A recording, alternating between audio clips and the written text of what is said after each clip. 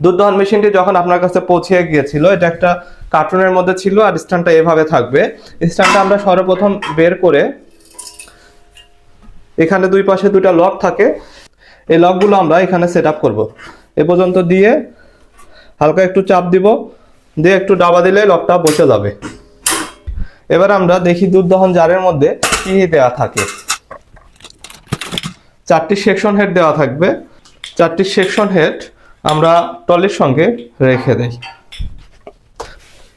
এরপর কন্ট্রোলার বক্সটি থাকবে, কিছু এক্সট্রা পাইপ থাকবে, পাইপগুলো সেট আপ দেখে দিচ্ছি। একটা ব্রাশ থাকবে পাইপ পরিষ্কার করার জন্য, সেকশন হেড পরিষ্কার করার জন্য একটা ফর্ম ব্রাশ থাকবে, একটা চার্জার থাকবে। চার্জারের এখানে ইন্ডিকেটর দেওয়া থাকবে, এখানে যখন চার্জে দেওয়া হবে তখন লাল আলো জ্বলবে, চার্জ ফুল হয়ে গেলে সবুজ হয়ে যাবে। সেকশন হেডের এই লকগুলো যেটা থাকবে, একটা নীল লক এক্সট্রা ভাবে দেওয়া থাকবে। আর এখানে ঢাকনার নিচে একটা বাল্ব দেখা যাচ্ছে, যখন জারে দুধ দহন সম্পূর্ণ হয়ে যাবে, মানে জারটা ভরে যাবে, তখন এই বাল্বটা উপরে চলে আসবে এবং দুধ দহনটি সাময়িকভাবে বন্ধ থাকবে। তখন আবার দুধটা ঢেলে নিয়ে আবার আপনাকে দুধ দহন শুরু করতে হবে।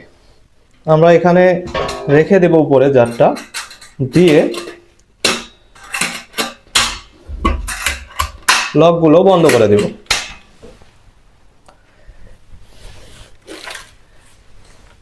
এরপরে যেটা করতে হবে,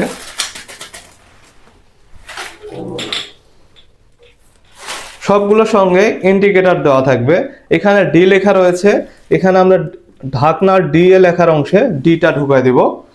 আর এখানে ই লেখা রয়েছে, আমরা স্টানের বা ট্রলির নিচে দেখতে পারবো এখানে একটা ই লেখা ইন্ডিকেটর রয়েছে। ই লেখা অংশে আমরা ইটি ঢুকিয়ে দিব।